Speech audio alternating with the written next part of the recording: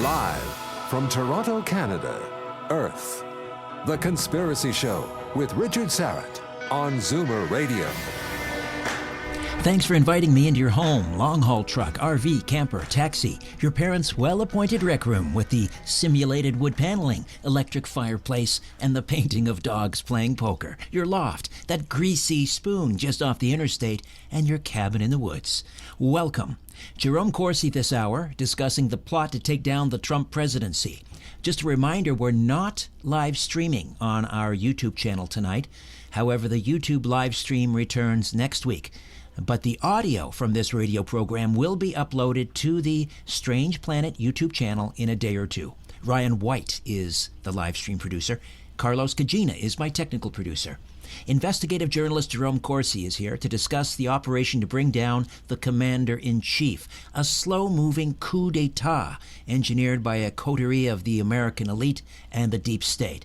The plot officially began July 31st, 2016, with a counterintelligence investigation that the FBI opened to probe Russian infiltration of Donald Trump's presidential campaign. But the Bureau never followed any Russians. In fact, it was an operation to sabotage Trump, the candidate, then president-elect, and finally the presidency. The conspirators included political operatives, law enforcement, and intelligence officials, and the press. After surviving the Russia hoax, the Ukraine hoax, and impeachment, the Deep State and the left are now seizing upon the coronavirus pandemic and recent protests, rioting, looting, and racial unrest in one last-ditch effort to bring down the Trump presidency. Dr. Jerome Corsi received a PhD from Harvard University in political science. He's written many books and articles and is an expert on political violence and terrorism. In March of 2005, Dr. Corsi helped found and launch the Iran Freedom Foundation, a nonprofit educational and charitable organization established to educate the public about the Islamic Republic of Iran and to promote freedom in the region. He's the author of a number of several New York Times best-selling books, including The Obama Nation, America for Sale, Why Israel Can't Wait, The Great Oil Conspiracy, Who Really Killed Kennedy, Hunting Hitler, Killing the Deep State, Silent No More, How I Became a Political Prisoner of Mueller's Witch Hunt, and his latest, The Plan to Remove Donald Trump from the Presidency. Jerome Corsi, welcome to The Conspiracy Show. How are you? I'm doing great. Great to be back with you. Thank you. It's been a while since we talked. I think the last time I had you on the program, you were writing about the hunt for Hitler. So that tells you how long it's been. I just want to play... It's been a while. It has been indeed. I just want to play some really quick catch-up for my Canadian listeners. And I want to go back to your book, Silent No More, How I Became a Political Prisoner of Mueller's Witch Hunt. For my Canadian audience, just explain briefly how you got caught up in that perjury trap, along with Roger Stone, in terms of possible connection to WikiLeaks. Just explain how that all went down. Well, I was at that time a reporter for WorldNet Daily, and I had been working with Roger Stone, who was working with the campaign. And in July and August 2016, I took a trip to Italy. It was our 25th wedding anniversary, and I had time. I figured out on my own that Julian Assange at that time had Podesta's emails, and he was going to release them in October. And I told this to Roger and to several others, and of course, the Mueller team thought I had a connection, direct connection to Assange that could have then been given to Stone, and this would have been the Russian collusion where Trump's campaign would have coordinated with Assange when to release those emails. But I didn't have that connection at all. I just figured it out on my own, and the Mueller prosecutors wouldn't believe that because I figured out precisely. I pretty much knew what would be in these emails. I've been studying Podesta a long time, and could predict how they would be used in October and just a few at a time. So when I refused to give them a name because I didn't have a name to connect to Assange, they said, well, they were going to charge me with perjury. It would get you to forget a few emails, and then I would go to prison for 25 years, be tried by a jury in Washington, D.C. that would hate me, and I'd be convicted, and I'd spend the rest of my life in prison. And I basically told them that if that's what they wanted to do, go ahead, but I was not going to swear before God and this federal judge to a crime I didn't commit. And they never indicted me. And I think my refusal to be pressured I think they were suborning perjury. They were trying to get me to lie. I think they knew it. This, I think, was them. They were the criminals, the prosecutors, and I was never indicted. So I basically won that one by telling the truth. Roger Stone, I believe, is supposed to report to prison June 30th, where he faces 40 months. Now, given the coronavirus outbreak in prisons, he's fearful that this could be a death sentence. What can you tell us about Roger's situation right now? Well, Roger, I mean, his situation, I think I've always felt that the prosecution was completely politically motivated, because many people, James Clapper, Director of National Intelligence, the list goes on, lied to Congress. And Roger, I think, basically would have, had he been opposing Donald Trump, would have been excused from this. So I think it was clearly a political indictment and conviction of Roger. The jury hated him, like the same thing Mueller threatened me with, and he was convicted. So I don't know whether he'll get a pardon or go to prison, but I think it shows how justice in the United States has been weaponized and politicized under the Obama administration, and those same prosecutors are still in the Department of Justice under Attorney General Barr. Let's move ahead now to the recent book, The Plan to Remove Donald Trump from the Presidency. This is available as an ebook, correct? Is it coming out in hard copy as well? There's going to be an ebook. It's not. I'm doing more ebooks now because they're so current, and you can download them immediately. By the time I'd have to get a hard book, which would, hardcover would be 6 months or more, and the bookstores are closed anyway. So it's a Corsi Nation, CORSI Nation.com, my website, and this book is the plan to remove Donald Trump from the presidency, and it's been doing quite well, and I think is extremely timely. And I really do lay out that this is a systematic attempt, a coup d'etat, to remove Donald Trump from the White House, and it's planned and orchestrated, and I've really gone through chapter and verse as to how it's been implemented, the same way that the same kind of hard left group, deep staters, globalists, Soros involved, conducted the Arab Springs to destabilize governments in northern Africa in 2011, the Maidan uprising in Ukraine in 2014, and now they're taking these techniques here to the United States and trying to destabilize us, weaken the United States, destroy the Constitution, but their primary objective is to have Donald Trump removed from the presidency. Sort of a new color revolution. Yes. In the foreword of the book, you give thanks to Boris, who is a semi-regular fixture on your program, Corsi Nation. Just tell us a little bit about who Boris is. Well, Boris was a Russian-Ukrainian Jew. He had a group that was providing him information. They were very good. I could validate all their information, and it wasn't classified, but it was really putting the puzzle pieces together. I think Boris is now done for the time being. These people come and go. I've had many different groups that have helped me over the years, and they only last a while. So Boris was useful in writing that book, but I think Boris is now not going to be operative with the same group, or certainly not in touch with me. And as you point out on your program, you don't want to deal with classified information. I mean, that just opens up a can of worms. But right. Can you maybe walk me quickly through the process of how you vetted Boris and decided that he was credible?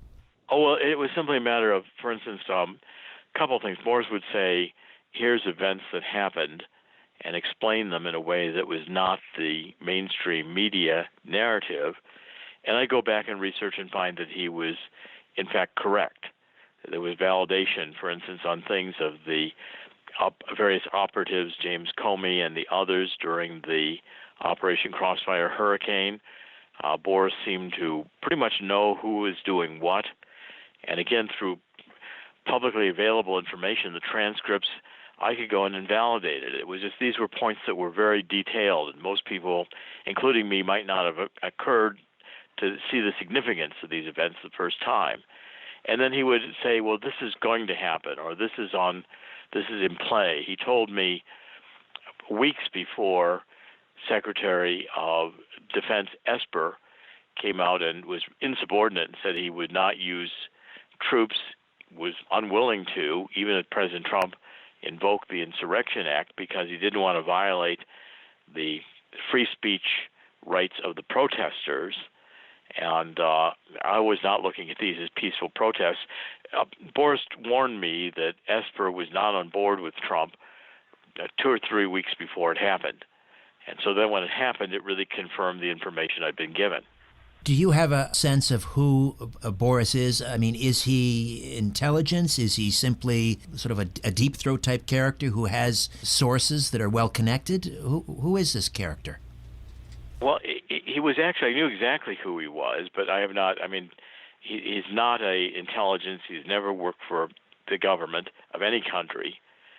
He is a U.S. citizen now. He was born in Ukraine, Russia, in that area, and lived there for many years, but now is a U.S. citizen.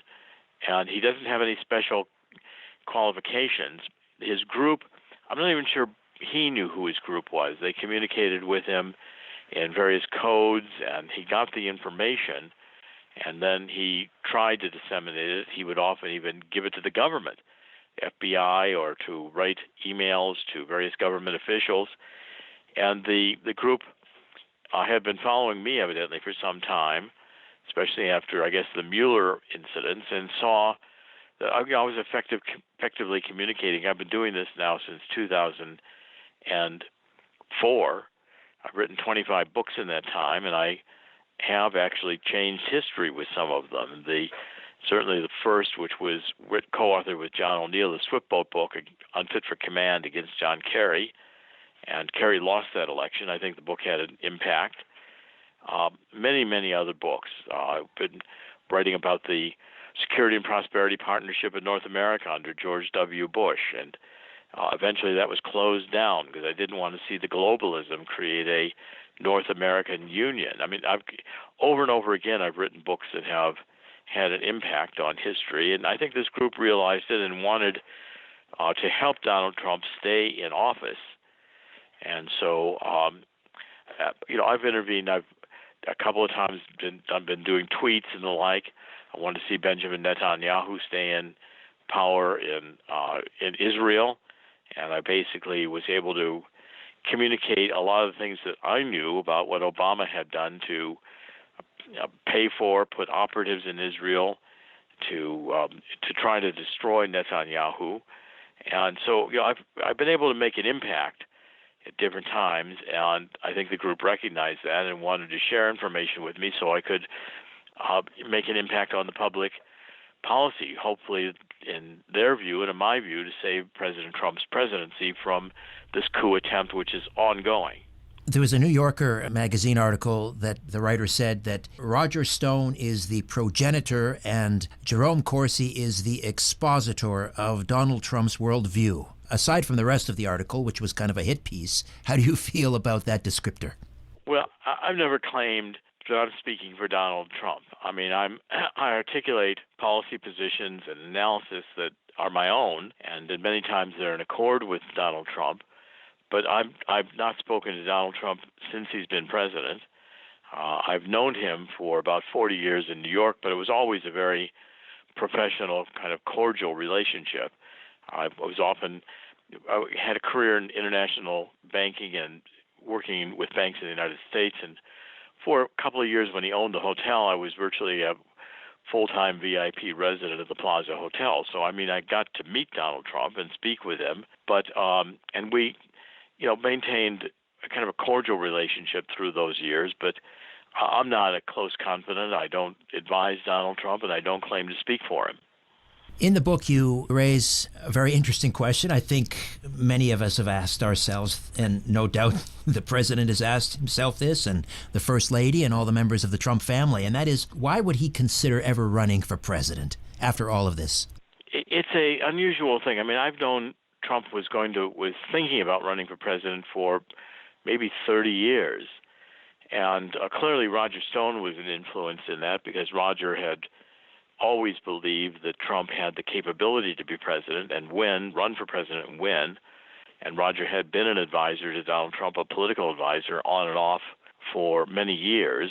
And I think Donald Trump always felt like it was a destiny, or that he had somehow or other was meant to be president, and finally decided, I guess, just to do it.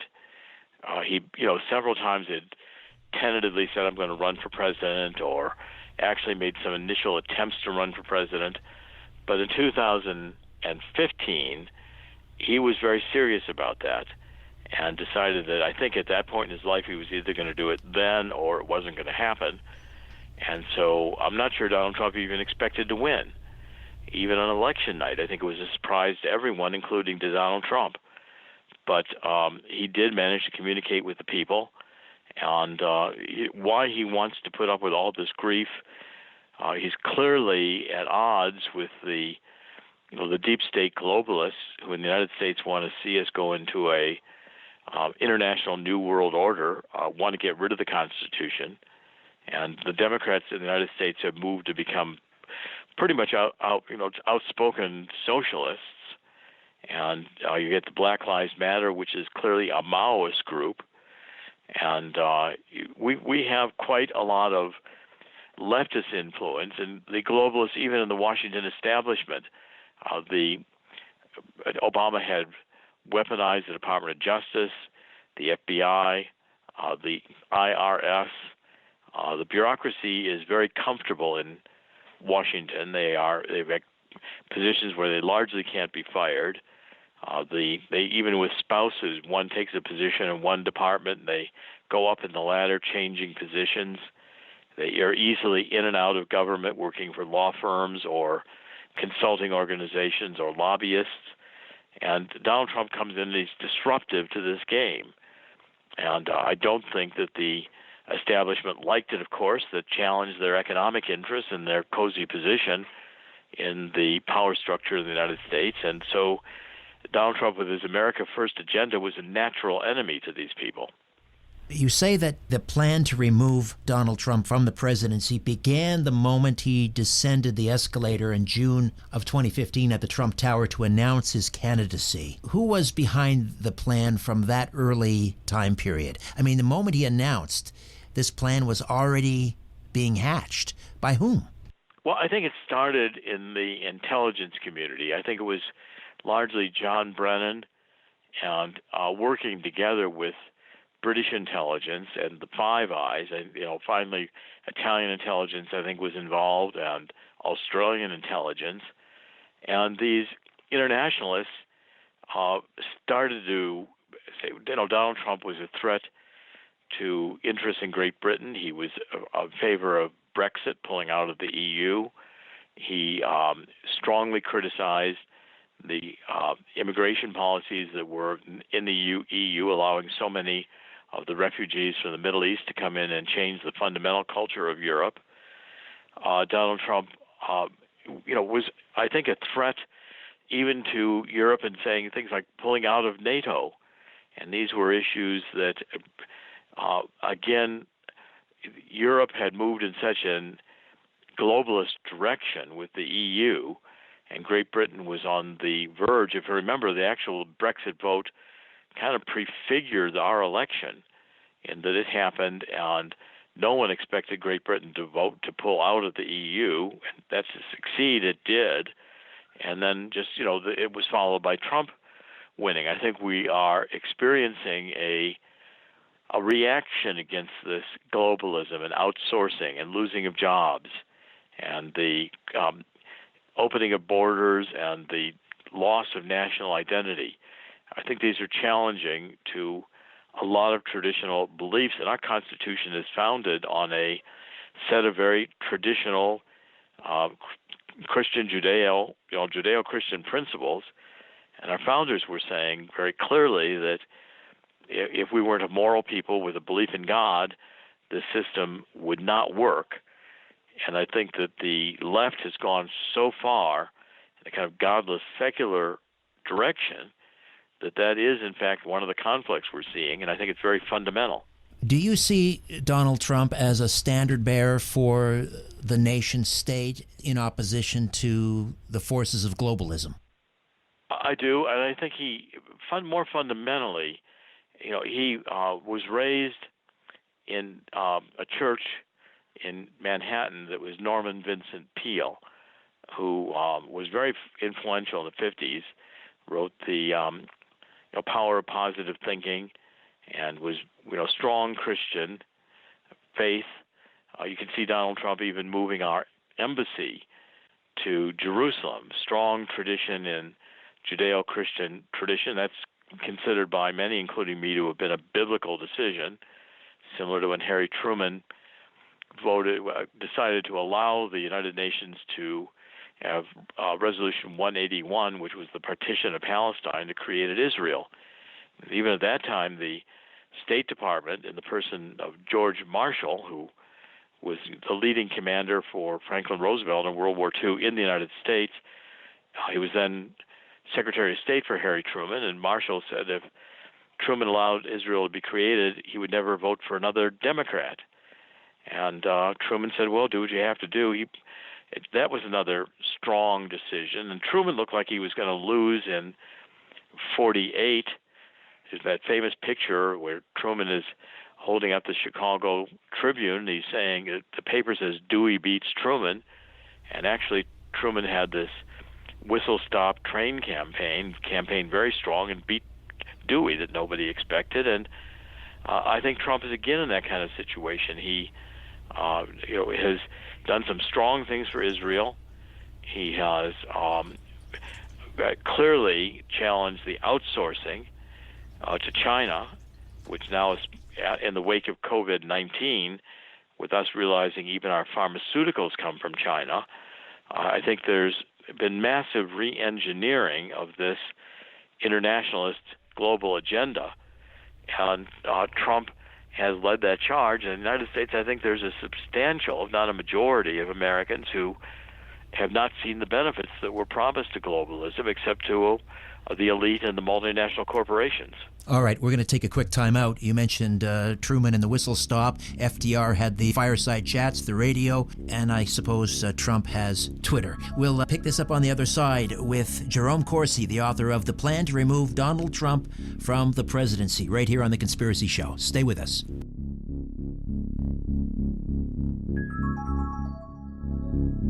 Big Brother is listening, and so are you, to The Conspiracy Show with Richard Syrett from Zoomer Radio. To speak with Richard, call 416-360-0740 or toll free 1-866-740-4740. We're back with Jerome Corsi, CorsiNation.com. Corsi, C-O-R-S-I, nation.com. And the book is The Plan to Remove Donald Trump from the Presidency. So this intelligence plot to get rid of Trump, even before he was sworn in, begins in 2015. Obviously, that doesn't happen. He withstands or perseveres through the Mueller probe, the Russian hoax, the Ukrainian hoax. Now we have COVID-19. To what extent was that simply seized upon by the globalists and the progressive elements of the Democratic Party, and to what extent was it created? Well, I think there are two different questions. I think increasingly the initial story in Wuhan that this came from a wet market where bat soup. That was clearly disinformation because the photographs shown to prove that were from Indonesia. That particular market in Wuhan does not have bats in it or bat soup. And I think the analyses of the genome of the virus show that it was created in a laboratory. It's not naturally occurring in nature. And again, that's not been established because many of these articles get criticized and get withdrawn. But I think the genome of it is pretty clear in the analysis I've done of it. At any rate, when the virus hit, it was clearly exploited by the hard left globalists who said, well, let's just shut down the country.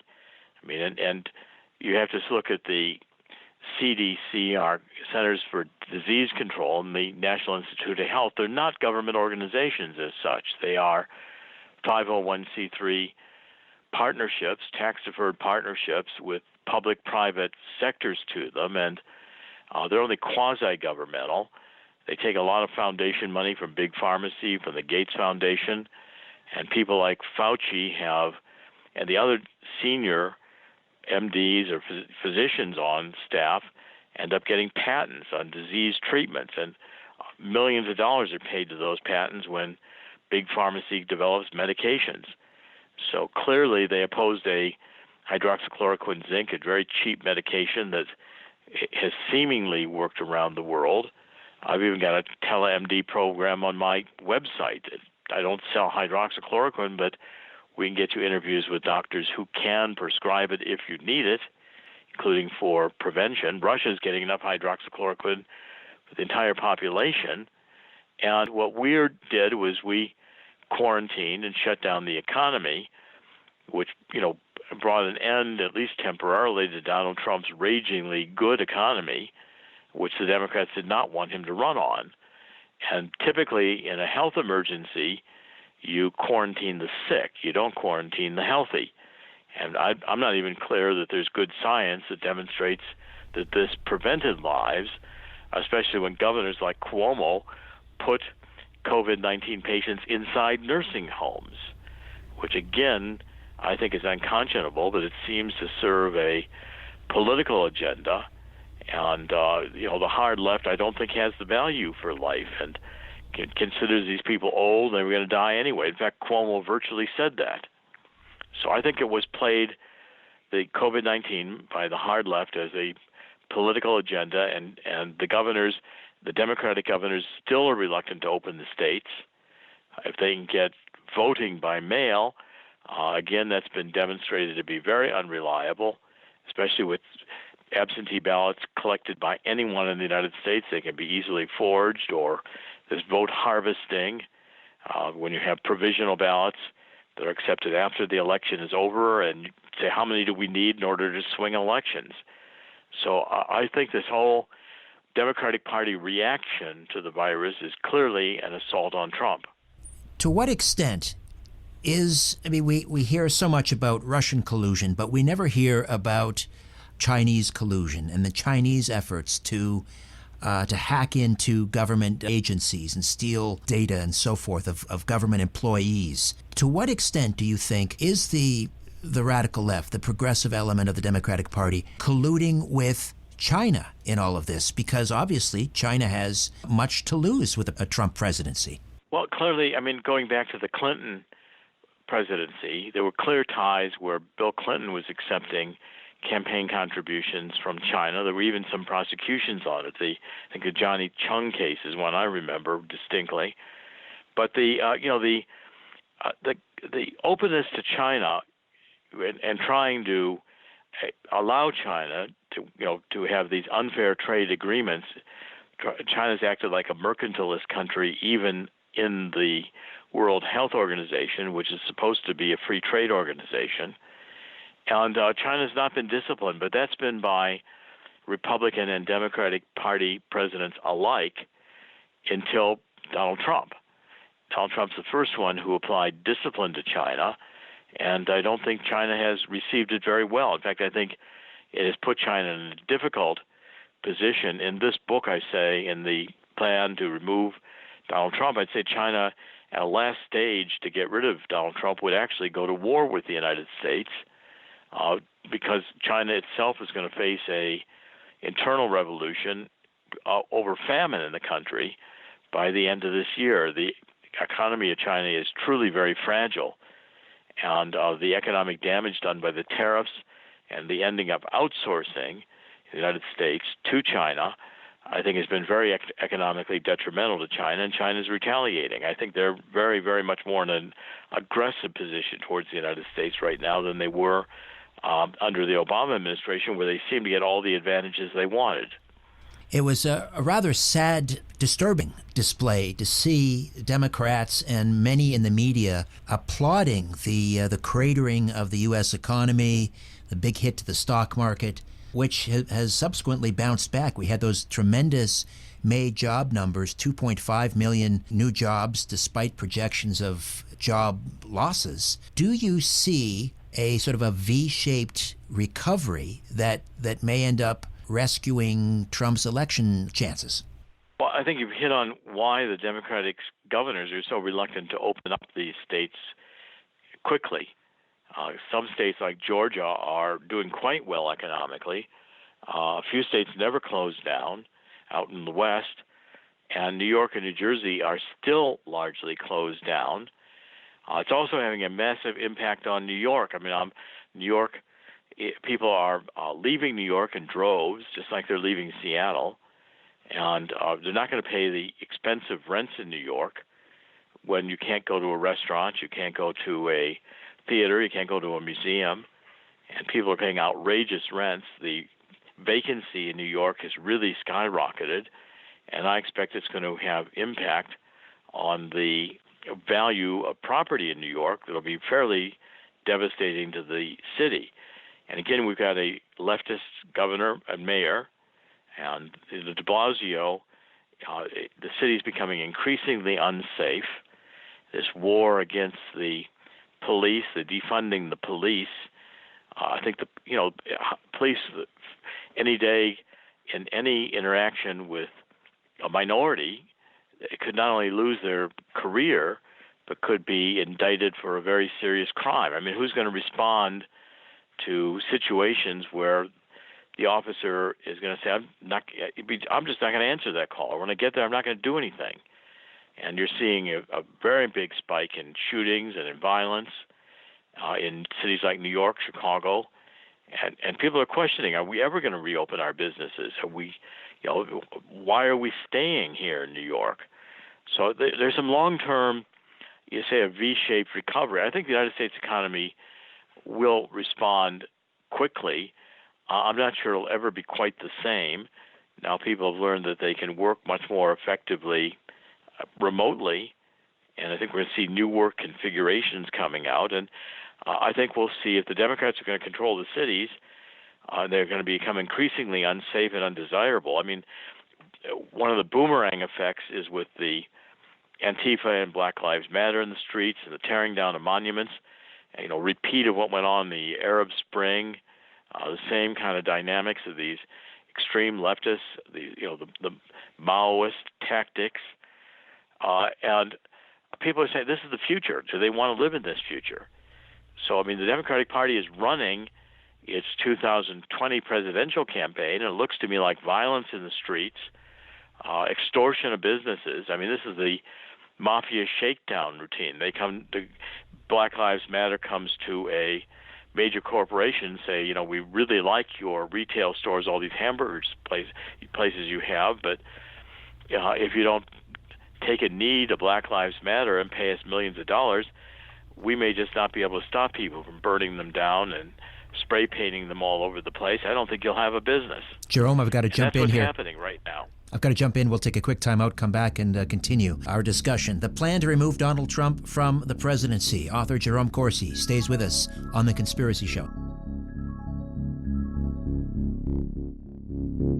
PIN numbers, passcodes, social insurance numbers. If they make you wonder how private they are, here's two more numbers. 416-360-0740 or toll free at 1-866-740-4740. Jerome, before we proceed, how do we get a copy of the plan to remove Donald Trump from the presidency? Well, thank you, Richard. It's on CorsiNation.com, CORSI Nation.com. And it's a ebook. I've got several ebooks, including one there on COVID-20, which I think is the new virus that's already been released in China. And the ebooks are easily downloaded, and you can read them the same day. They're designed to be packed with information, but easy to read. And they're doing quite well. I think this is the new format. The bookstores aren't even open in the United States, so one way to sell books is to do these ebooks that are very, very current. You don't have to wait to publish the hardcover, which takes 6 months or longer to get it in bookstores. This, I think, is the future, and I'm seeing changes in what I do as a investigative reporter and an author. And I'm sure these changes are going to be extensive throughout the U.S. economy. During the last segment, we touched upon the racial unrest, the protesting, the looting, the rioting going on in the United States and elsewhere. To what extent was that coordinated or at least seized upon to take Donald Trump down? Well, this has been a model. As I point out in this book, the plan, to remove Donald Trump from the presidency, the people who are architecting on the left, they've known and understood the use of violence and protests in order to cause a change in government, a coup d'etat. They understood the techniques of these, and you can see a pattern. So, for instance, you take the Arab Spring, in fact, Tahrir Square in Egypt, and you had the same kind of protest that was prolonged, or Maidan in Ukraine. Soros was involved in both of these types of operations. And the violence comes in, and these people, the protesters, occupy an area of the city, and they stay. And then at some point, they're portrayed as peaceful protesters, and the media supports them and their cause, but they're trying to topple Mubarak, or trying to topple Yanukovych in Ukraine. Then the violence intensifies. Somehow or other, there's an incident. So some of the protesters were accosted by supporters of Mubarak, who come into Tahrir Square, even riding camels. And now the police come in to try to get control, or even the military police, and the violence escalates. There are shootings. The police start shooting some of the crowd. There's burnings. In Maidan, snipers killed 50 of the protesters. And the protesters said, well, no one ever really knew who the snipers were.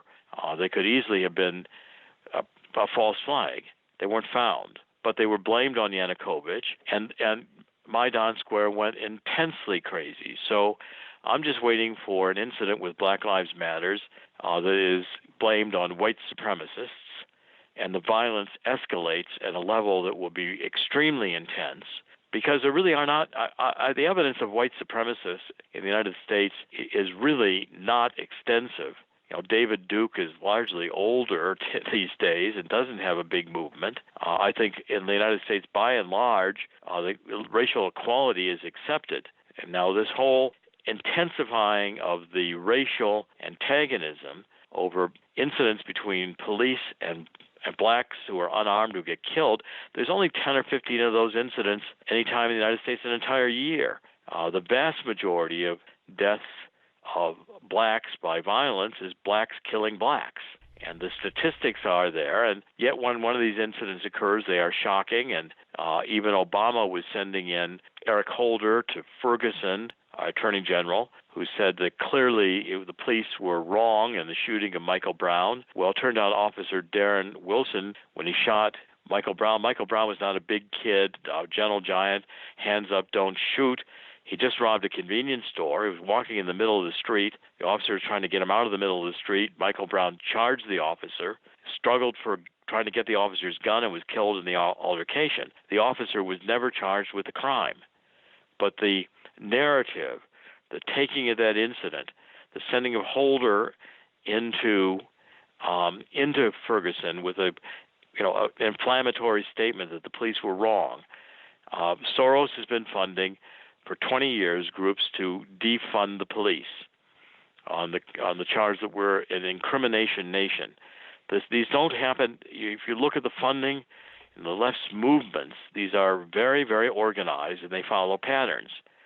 And yet they are presented by the media as being peaceful protesters with a just cause. I remember Martin Luther King. I'm old enough to have seen Martin Luther King.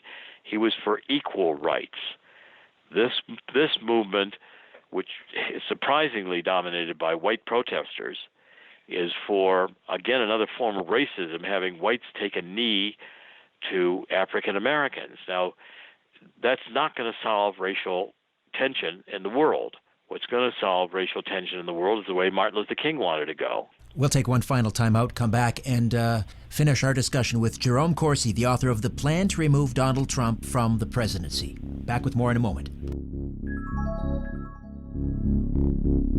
Providing the evidence and letting you draw your own conclusions.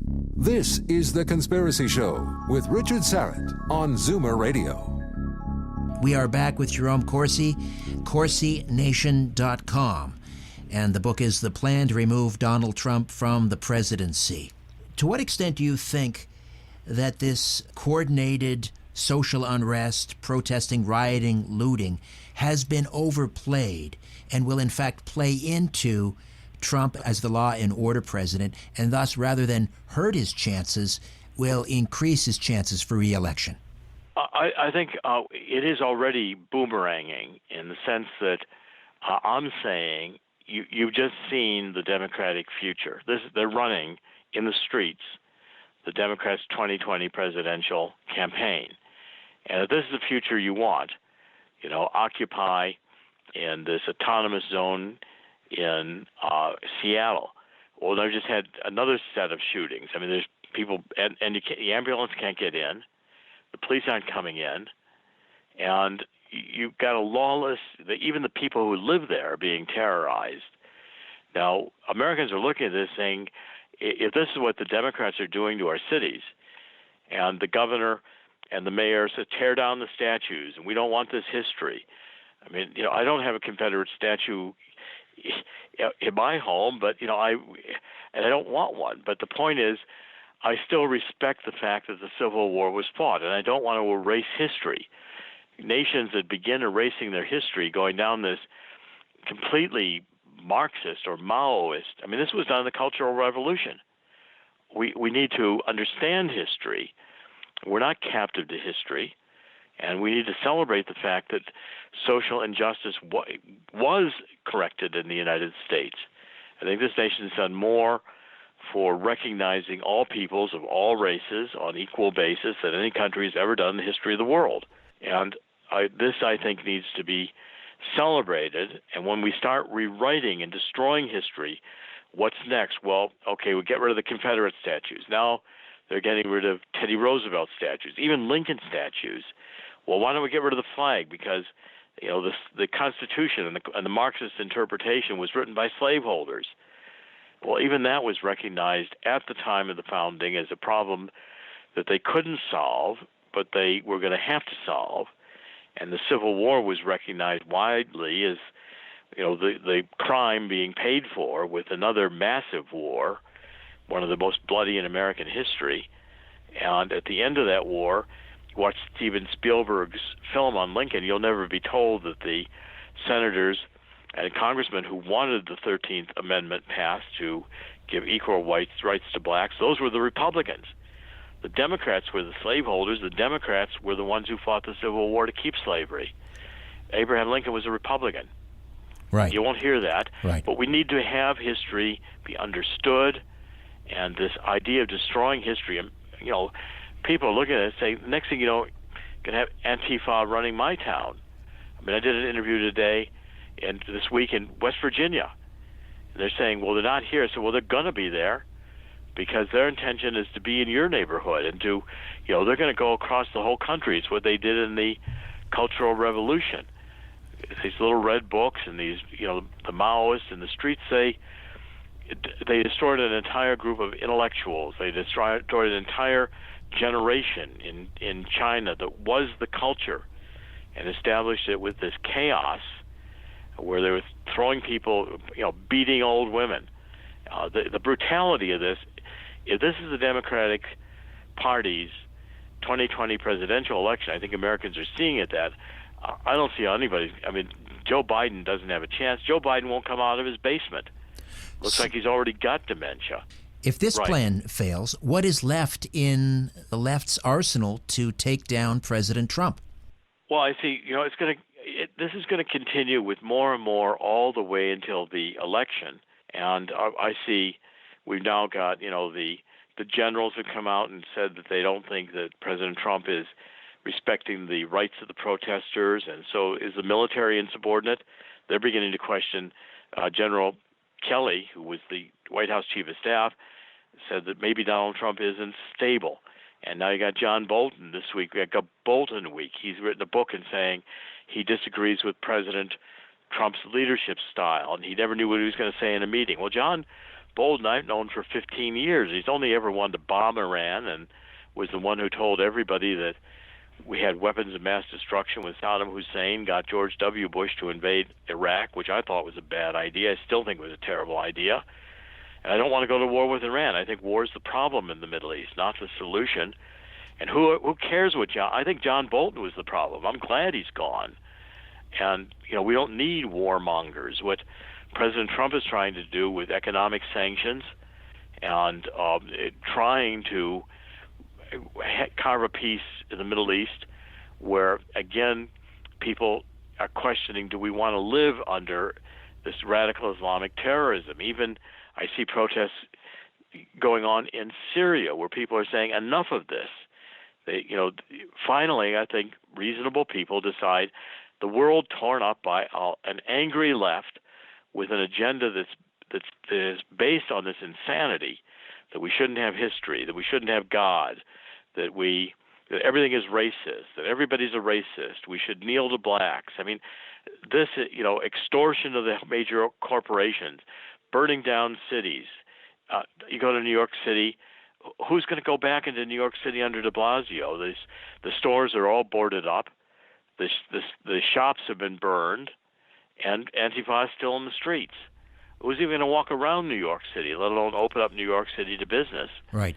Sorry, you mentioned the generals now lining up against Trump. It sounds like they're going to take another run up that 25th Amendment hill. Are they going to try and once again claim that Trump is unfit for office? Are they going to, are they going to put a wire on Vice President Mike Pence? How are they going to try and take down Trump?